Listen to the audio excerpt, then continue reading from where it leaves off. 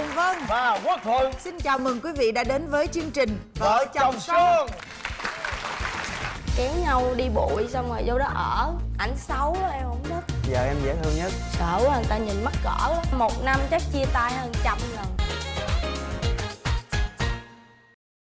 Thì ngay bây giờ xin mời quý vị hãy dành một tràng pháo tay đón chào cặp vợ chồng đầu tiên.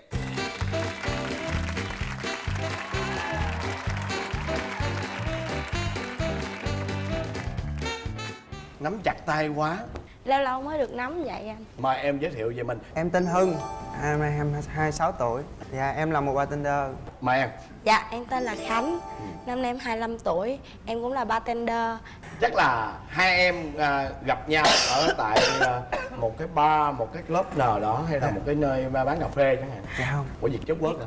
Dạ, hồi xưa em nhớ lúc em còn bé là anh này ở mái ấm. Làm sao?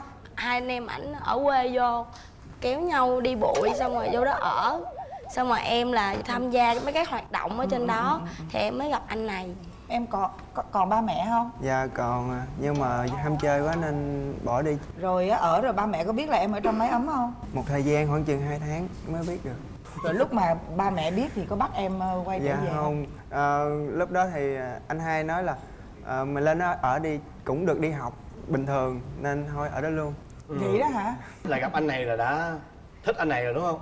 Dạ không, ảnh xấu em không thích. Ủa nhưng mà lý do vì sao mà em lại vô mái ấm? Có nghĩa là em đi theo ba mẹ hay là? Dạ không, ở đó chỉ cho những bạn nam ở thôi. Còn tụi em những bạn nữ là được mời lên tham gia những cái chương trình hoạt động ở trên đó về công tác xã hội rồi. Hai bạn gặp nhau, ai là người có ấn tượng về người kia trước? Em đúng không? Nguyên cảm của vợ em là vợ em dễ thương nhất. Nên thích từ ngay lần đầu gặp mặt. Em là ấn tượng cô này là bởi vì cô này là đẹp nhất trong các bạn. Dạ đúng rồi. Còn em là nói anh này là xấu nhất trong nhóm đúng không? Dạ. Vậy thì sao hai đứa đến được với nhau? Tại vì ảnh hay lên mạng á, nhắn tin Yahoo thích em, gửi bông hồng rồi tùm lum tà lá hết trơn á. Em mới bắt đầu lên, mới bắt đầu nhìn. Em thấy cũng được. Tại vì ảnh hiền khô mà nhát nhát nữa. Ảnh thích em gần được cả năm trời rồi mới bắt đầu chính thức hẹn hò. Em dạng lắm, cứ ảnh hẹn em đi chơi cái em nắm tay ảnh, cái ảnh nhìn xung quanh cái ảnh giật tay ra, ảnh nói vậy nè: em thôi em đừng nắm tay, sợ quá người ta nhìn mắc cỡ lắm. Vậy đó. Bao lâu thì mới không còn tình trạng đó? Dạ khoảng chừng gần 2 năm. Trong cái thời gian quen nhau á, tụi em có giận hờn, có chia tay lần nào? Dạ 1 năm chắc chia tay hơn 100 lần. Trời ơi, mà thường ai chủ động chia tay?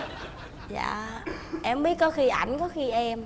Và giờ em kể có một lần nào mà cái lần chia tay nào mà nó khiến cho em đau buồn nhất và em khổ sở nhất? Lần nào em cũng khóc á. Ồ vậy hả? Lần nào cũng đau như nhau á. Em kể cái lần đau đớn nhất của em đi. Thôi để chị vợ em kể khúc này đi. Dạ, tại vì em lúc đó là ảnh đang đi học của em ở ngoài. Khoảng thỉnh thoảng là 1 tuần em lên thăm ảnh 1 lần. Thì có một lần em nghe một người bạn mà học chung với ảnh ở trong đó. Bạn đó nói là tao thấy chổng đó là Ngân á, nó chở con nhỏ kia đi chơi ôm nhau tình tứ lắm. Em nghe vậy em tức lắm. Cái lần đó em lên em gặp ảnh em hỏi rõ ràng, cái ảnh cứ chối không à. Cái em với ảnh gây nhau lớn chuyện lên. Cái sau ngày em đó em về em suy nghĩ em tức quá em chịu không nổi. Tại vì em thấy ảnh quen lâu rồi mà kiểu lừa dối, nếu mà nói khai thiệt nhiều khi mình còn bỏ qua. Cái xong rồi ngay ngày đó em cũng không để ý là ngày 14 tháng 2 nữa. Cái khi em về nhà rồi mấy đứa em nó đi chơi, nó mới hỏi hôm nay chị không lên gặp anh Hưng này nọ. Em mới nhớ 14 tháng 2 cái em quên luôn. Nhưng mà em biết ảnh đi tìm em nên em trốn, em không muốn gặp. Rồi bao lâu thì cưới? Dạ tụi em quen được 7 năm. Sau khi 7 năm thì tụi em chia tay thêm được 1 năm nữa là gần 8 năm. Cái rồi tụi em 3 tháng sau tụi em quen lại tụi em cưới. Có nghĩa là 7 năm 3 tháng trọn vẹn đúng không? Dạ. Rồi trong cái 1 năm chia tay nhau đó thì Mạnh Ai nấy có người yêu hay sao? Dạ có, em thấy ảnh quen nhiều người lắm. Em cũng có người yêu nữa. Nhưng mà em không biết sao em quen được thời gian cái em thấy em nhớ anh lắm. Ngày nào em cũng nhắn tin gọi điện á. Em gọi điện anh không bao giờ anh bắt máy á. Anh kêu em đừng nhắn tin làm phiền anh nữa. Giờ mỗi người có cuộc sống riêng rồi. Anh lạnh lùng với em lắm kìa. Rồi cuối cùng làm sao mà anh quay lại? Dạ cuối cùng á là bạn thân của ảnh á qua nhà anh ngủ, cái anh bị sốt cái nhắn tin cho em, cái em chạy qua bển em thấy ảnh sốt á, nằm một đống không ai lo á, mà người nổi hột hột đỏ quá trời luôn. Em nghi là bị sốt xuất huyết á, cái em mới kêu anh bạn của em với ảnh á chở anh vô bệnh viện. Ngày nào em cũng vô em mua đồ ảnh ăn, em chăm sóc ảnh á, cái em năn nỉ anh quay lại ảnh không chịu. Em buồn lắm, thiệt là lúc đó tự nhiên em không biết sao em thương ảnh lắm, chịu không nổi. Nhưng mà sau lý do gì thì sau đó thì lại chủ động quay Dạ, lại? cái thời gian em quen nhiều bạn gái quá. Nhưng lúc em bệnh á thì lại không có ai tới thăm hết á. Thì lúc đó thì em suy nghĩ có mình vợ em tới mua đồ ăn rồi chợ chăm sóc em. Cái em suy nghĩ lại, gọi điện cho vợ em, anh muốn quay lại. Xong hai đứa em bắt đầu quen lại thì mới bắt đầu lên lịch cưới. Thì gia đình em không đồng ý, gia đình anh cũng không đồng ý. Thì ba mẹ anh mới nói là tụi em muốn cưới tụi bay tự cưới đi. Cái gia đình em thì nói em là em còn nhỏ không có chững chạc á, ba hồi quen người này bốn hồi quen người khác rồi giờ đầu quen lại nên gia đình em không chấp nhận. Hai đứa em lột vàng đi bán, mượn tiền bạn bè đồ này nọ, cái tụi em làm. Coi như tụi em bằng mọi giá là phải đến được với nhau. Dạ. Chỉ qua một sự cố thôi, chị thấy bao nhiêu cặp như vậy rồi. Có nghĩa là qua một cái sự cố gì đó thì mới sáng mắt ra là đó bên cạnh mình á chỉ có vợ thôi. Khi mà anh khỏe khoắn, anh thế này thế nọ thế kia, anh tha hồ bao nhiêu em út đến với anh. Nhưng mà khi mà anh gục ngã xuống á, hoặc là anh sạc nghiệp, hoặc là anh bệnh thừa sống thiếu chết, thì lúc đó chỉ cái người con gái nào mà yêu anh nhất thì mới xuất hiện. Rồi sau lấy sau rồi có chung thủy không? Dạ không. Trời đất, chất quớt vậy trời. Nghĩa Yêu là nhau trải 7 qua năm bao nhiêu trời. biến cố rồi đó, rồi bây Vượt giờ qua hết, vượt bán qua vàng, tất bán cả. dòng, bán hết. Rồi sống với nhau rồi giờ cuối cùng Đó là điều em bị sốc nhất á. Tại Cưới sao? nhau 7 tháng, ngoại tình hết 4 tháng. trời ơi, bây giờ tụi em đang lấy nhau bao lâu rồi? Dạ gần 2 năm. Yêu nhau 7 năm, lấy nhau 7 tháng. 7 tháng, ông này ngoại tình 4 tháng, bao nhiêu cô? Có một cô đó 4 tháng. Ủa mà sao em biết? Sau khi cưới á là bắt đầu tụi em đi làm cài để trả nợ. Thì lúc đó em làm việc chăm chỉ lắm, tới ngày ốp em không bao giờ ốp á. Anh này tới ngày ốp thì cứ ốp, đi đâu em cũng không biết, nhưng mà cứ đúng giờ là lại rước em về thôi. Thì em không có để ý. Với lại ảnh xài điện thoại á, ở nhà ảnh không mở xài 3G wifi gì hết trơn á. Rồi số điện thoại cũng không ai nhắn tin gọi điện, cho nên em cứ nghĩ là chồng em trong sáng trong sạch lắm.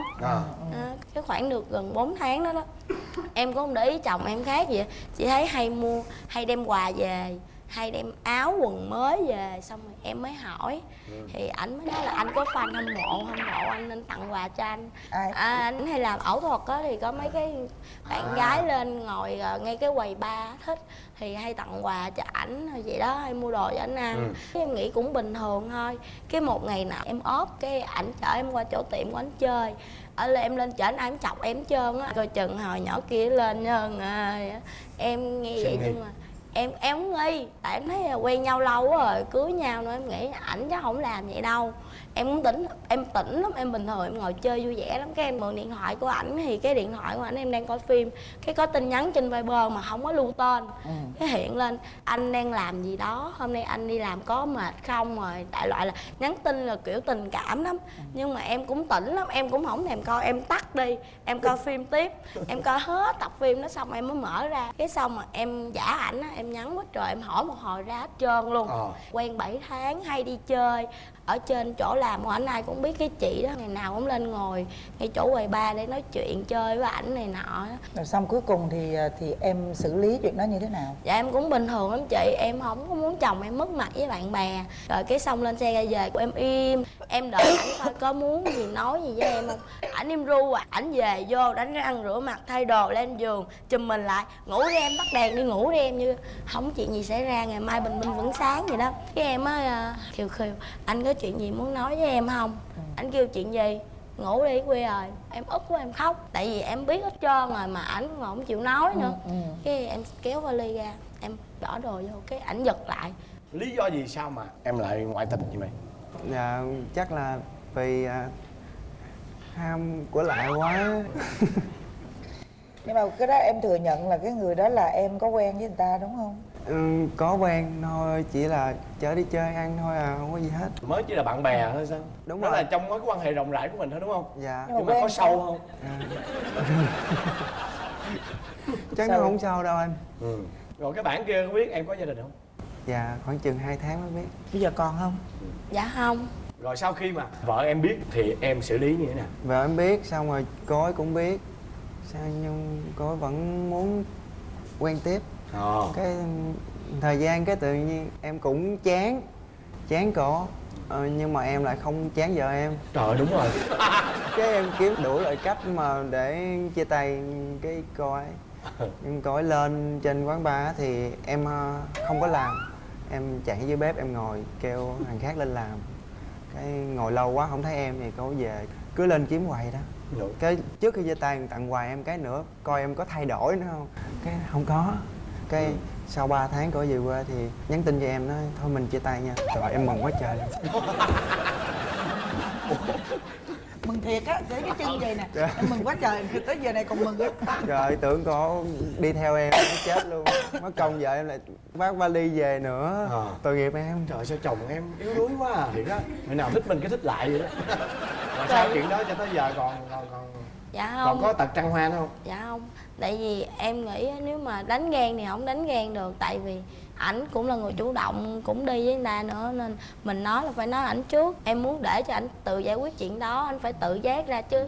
Em không muốn làm lớn chuyện gì hết á. Nhưng mà bây giờ tụi em có con chưa? Dạ rồi. À dạ, cháu được mấy tuổi rồi? Dạ mới được 7 tháng. Nhưng mà nếu mà quen nhau lâu vậy rồi á, lấy nhau xong rồi chắc cũng không có gì thất vọng gì nhau đâu ha. Chỉ ngoài cái chuyện mà ngoại tình thôi. Ngoài chuyện đó ra còn chuyện gì khiến em Em bực bội lắm. Anh này nhìn ảnh vậy thôi ai em tưởng em ăn hiếp ảnh, thấy em lanh lanh ăn hiếp ảnh chứ không có. Anh toàn ăn hiếp em không à. Vậy à? Cái gì ảnh không được là ảnh giận, là ảnh chửi bậy lắm. Anh chửi lên đầu anh cổ em không à. Trời ơi, vậy hả? Tính xấu. Mà chửi làm sao? Chửi tục không à. Hồi mỗi lần ông chửi tục vậy rồi em có chửi tục lại không? Có, hồi xưa em chửi lại nhưng mà em chửi lại ở đâu hai đứa chửi lộn, hoặc có khi đánh lộn. Trời Cái ơi. em sợ quá, cái em suy nghĩ mình phải đổi kiểu. Em không chửi lại nữa. Em tự nghĩ em ở nhà ảnh mà em chửi mẹ ảnh nghe em thấy không được. Cho nên ảnh chửi em im, cái nhiều khi em ức quá em khóc thôi. Cái hồi ảnh im cái ảnh lại quề. Mà ảnh chưa bao giờ xin lỗi em á, từ đó giờ. Mà em có muốn anh xin lỗi em không? Xin lỗi có thật lòng chứ. Ví dụ lên chương trình kêu anh xin lỗi thì em không thích. Chị hỏi thiệt em nè, mỗi lần mà em gây lộn vợ em mà em chửi vợ em xong á, sau đó em có hối hận không? Dạ có chứ, mới về mới lại năn nỉ. Nhưng mà không xin lỗi. Tại Lý sao? do? Cái chữ đó nó khó quá hả? Cái nói ra khó chịu quá. Bữa nay em mới biết là vợ em rất muốn một cái lời xin lỗi từ trái tim của chồng mình á. Dạ, chắc tối nay em xin lỗi. Vậy hả? Em có muốn chồng em xin lỗi em bây giờ không? Dạ Hay là để không. tối nay? Không, chồng em có tật xấu đó thôi, còn gì ảnh cũng tốt với em lắm. Rồi nếu vậy thì cái mong muốn thay đổi của em với chồng là chỉ có một điều thôi. Dạ, duy nhất một điều Nói thôi. cho chồng nghe đi. Em không muốn ảnh mỗi lần nóng lên là ảnh chửi em nữa. Bây giờ chị nói em nè, vợ em đang khóc nhè kìa. Thì em làm sao cho vợ em đừng khóc? Thôi thì hai vợ chồng em có duyên với số 7. Anh cho em 7 giây để thể hiện cái hành động của em dành cho vợ em. Và bây giờ đồng ý không nào? 1, 2, 3, bắt đầu. Đứng lên, đứng lên.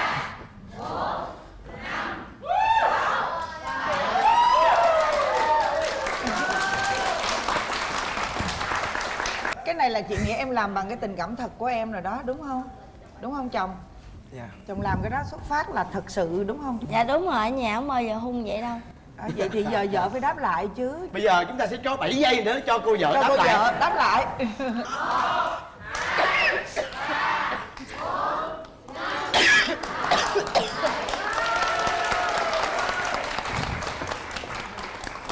Em sau đây á cố gắng kềm hãm cái nóng giận của mình lại nha.